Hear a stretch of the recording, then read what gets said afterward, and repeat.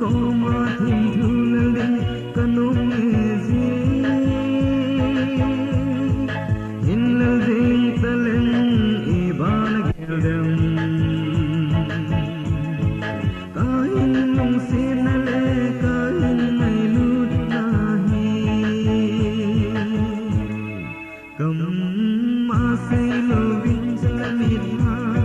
ana hati may ta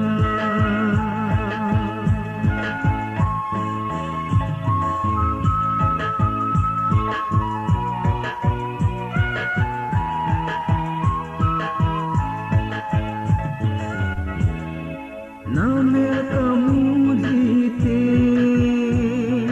tonggon din kanong zihila zat zat na leki sun lala kana dinji zat zat na leki sun lala zo lung sit na ko ma him thunali kanong ezi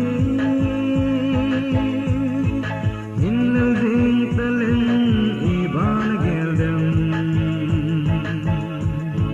kain nung sinale kain may lut nahi kam masay lovin salamit na ana hati may ta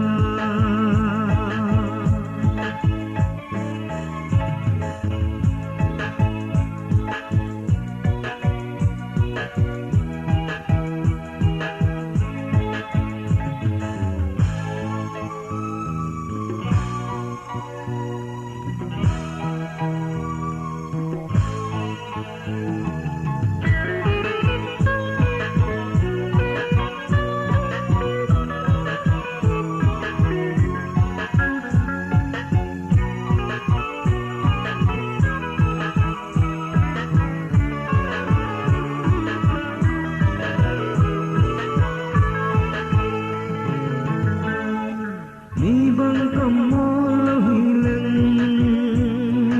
ibang napulo kumi izong medung sina zole anani pu ngalko lovin thu anatsu